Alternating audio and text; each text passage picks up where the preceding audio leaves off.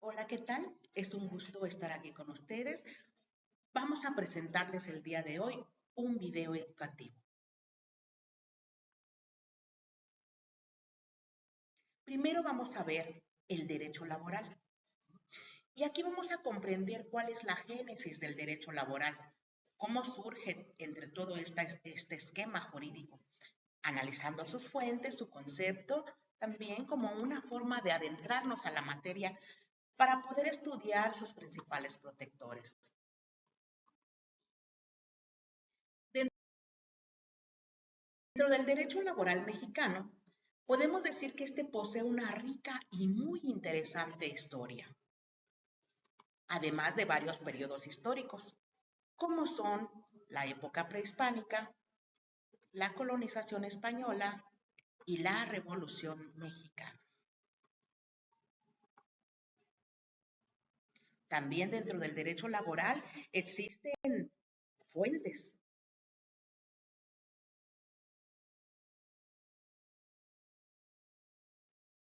y estas fuentes principalmente es la Constitución Política de los Estados Unidos Mexicanos, la Ley Federal del Trabajo y los contratos colectivos de trabajo. Obviamente tenemos también a la jurisprudencia, muy importante.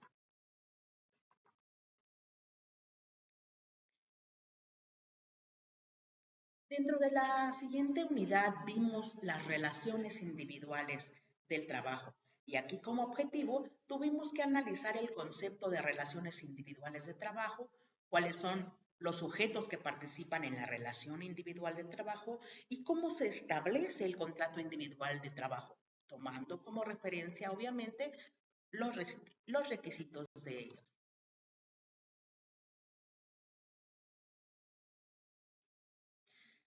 Podemos decir que todo contrato individual de trabajo se va a fundamentar en la necesidad de formalizar la relación laboral de manera que ambas partes conozcan y respeten sus derechos y obligaciones conforme a lo establecido por la ley. Es bien importante la precisión en los términos contractuales porque esto va a buscar evitar ambigüedades que pudieran derivar en conflictos laborales. Este contrato, al cumplir con los artículos 25 y 28 de la Ley Federal del Trabajo, va a garantizar que la relación laboral se ajuste a las disposiciones legales, proporcionando seguridad y transparencia tanto para el trabajador como para el patrón. Y aquí tenemos algo muy importante. La inclusión del artículo 28 va a asegurar que el trabajador, al prestar sus servicios fuera del territorio nacional, mantenga las mismas condiciones laborales que en México, protegiendo de esta manera sus derechos y su bienestar. Pero vamos a ver ahora también cómo es que la psicología del desarrollo tiene que ver en todo esto. Y podemos decir que la psicología del desarrollo es la disciplina que estudia los cambios psíquicos y orgánicos que experimentan las personas a lo largo de su vida. Podríamos decir que su enfoque principal es el estudio de los cambios y continuidades en el comportamiento humano a lo largo de toda la vida. Se va a centrar en entender cómo y por qué los individuos cambian y permanecen constantes desde la infancia hasta la vejez. La psicología del trabajo y las organizaciones es muy beneficiosa porque va a posibilitar un impacto positivo en la productividad y sobre el nivel de eficiencia. Esto es una importante mejora del bienestar a través de programas específicos y la satisfacción de los empleados y empleadas.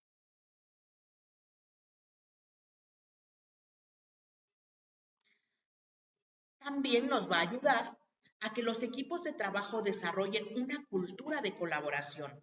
Va a establecer objetivos comunes, va a mejorar la comunicación entre ellos y de esta manera resolver también conflictos, contribuyendo también a la mejora de la productividad, fijando metas realistas y reconociendo el trabajo bien hecho.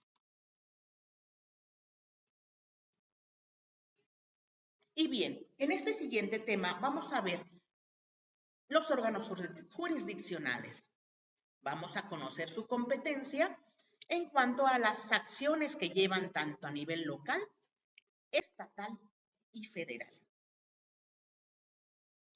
Y bueno, como decimos, estas competencias en nivel local son resolución de conflictos laborales dentro de la jurisdicción del municipio, atención a reclamaciones relacionadas con condiciones de trabajo, horas extras y despidos injustificados, ejecución de laudos, sentencias laborales, aunque ya si nos vamos a la competencia a nivel estatal, podemos decir que va a llevar a cabo una coordinación y supervisión de los juzgados laborales en los diferentes distritos judiciales del Estado.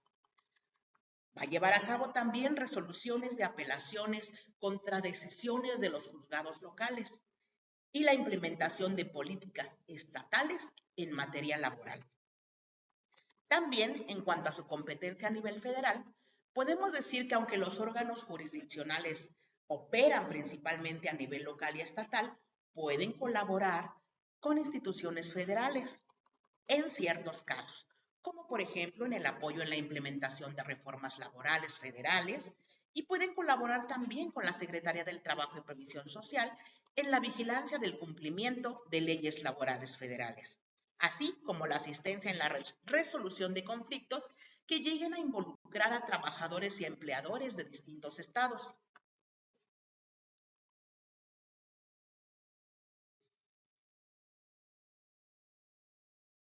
Vamos a ver ahora los trabajos especiales.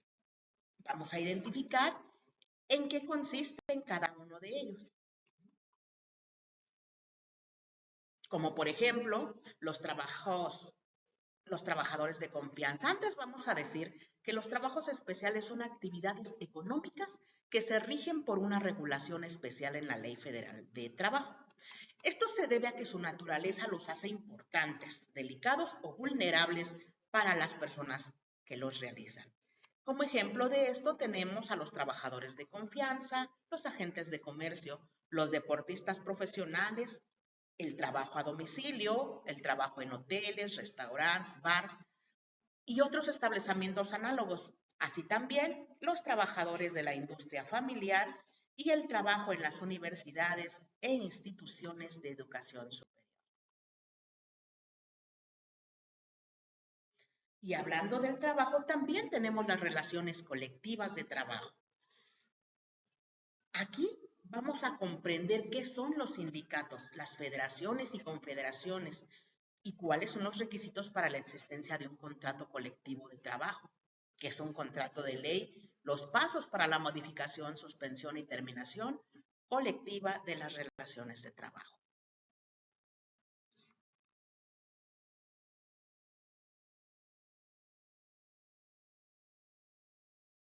Y bien, los sindicatos son organizaciones constituidas por trabajadores o patrones para la defensa y promoción de sus intereses comunes. Esto lo vemos en el artículo 356 de la Ley Federal del Trabajo. Hablando de las federaciones, estas son agrupaciones de sindicatos que se asocian para formar una organización mayor con el fin de coordinar y fortalecer su acción, como nos lo marca el artículo 381. A su vez, las confederaciones son uniones de federaciones y sindicatos que tienen el objetivo de representar a un mayor número de trabajadores o patrones y tener una mayor capacidad de negociación. Esto lo vemos en el artículo 381.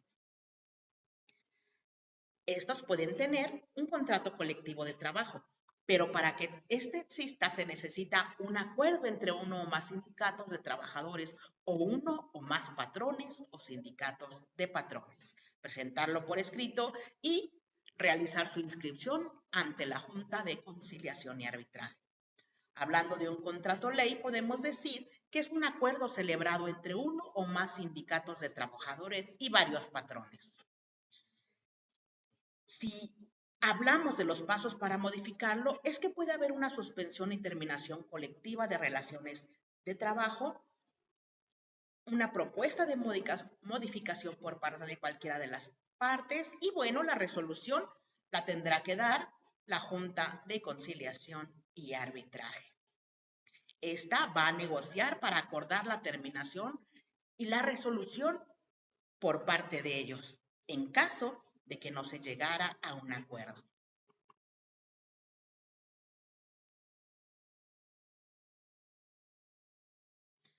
Entendiendo ahora lo que es la huelga, vamos a comprender en qué consiste, cuál es su objeto, los tipos de huelga y también aprovecharemos para hablar sobre los riesgos de trabajo.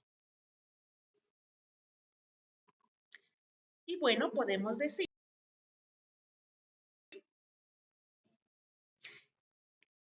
que la huelga es una suspensión temporal del trabajo por parte de, obviamente, los trabajadores. Su objeto es mejorar condiciones laborales, exigir derechos, etc. Dentro de los tipos de huelga tenemos a la legal, la ilegal y la que sería un tanto salvaje.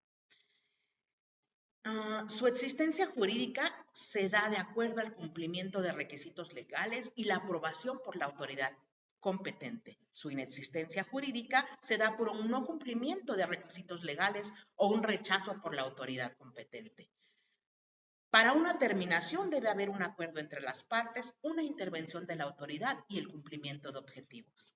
Ahora, hablando de riesgos de trabajo, van a consistir estos en accidentes o enfermedades derivadas del trabajo. Los tipos de riesgos son accidentes laborales, enfermedades profesionales. Y hablando de la seguridad, de la higiene en el trabajo, debe de haber siempre medidas de seguridad, el uso de equipos de protección personal, debe de haber protocolos de emergencia, higiene en el trabajo y mantenimiento de un ambiente limpio. Importante señalar que las prácticas de higiene personal son muy importantes y todo esto de acuerdo a una normatividad, que son las leyes y reglamentos laborales y las normas oficiales existentes. Ahora, vamos a hablar sobre nociones de seguridad social. Debemos conocer y tener estas nociones de seguridad social, su concepto, su fundamento, sus regímenes, porque son muy importantes en el área laboral. Y podemos decir que la seguridad social es un sistema de protección que tiene como objetivo garantizar el bienestar de las personas frente a diversas contingencias, como alguna enfermedad, el desempleo, la vejez, accidentes, etc. Es un derecho fundamental consagrado en la Constitución, sobre todo en el artículo 123.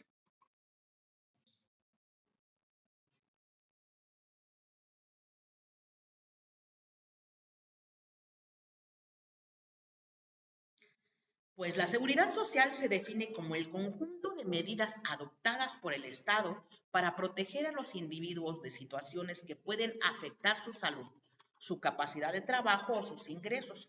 Su fundamento constitucional en México, como decimos, reside en el compromiso del Estado de garantizar el derecho a la salud, la asistencia médica, la protección de los medios de subsistencia y los servicios sociales necesarios para el bienestar individual y colectivo, como lo marca el artículo 123.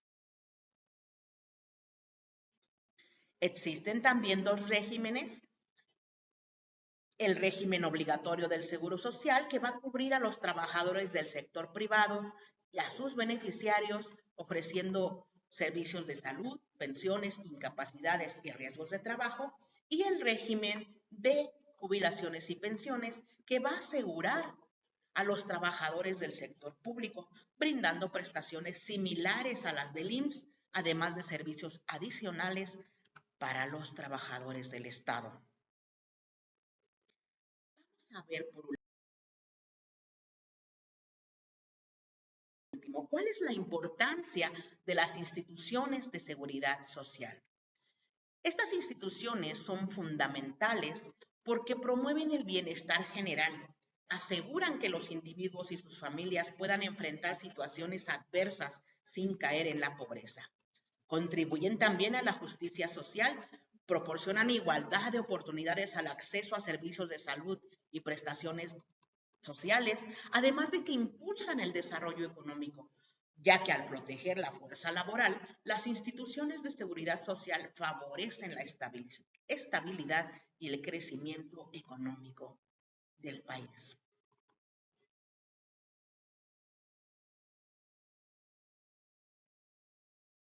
Y con esto terminamos nuestro video educativo, de lo cual hemos aprendido a lo largo de estas unidades. Comparto con ustedes las referencias bibliográficas de las cuales hemos echado mano y les deseo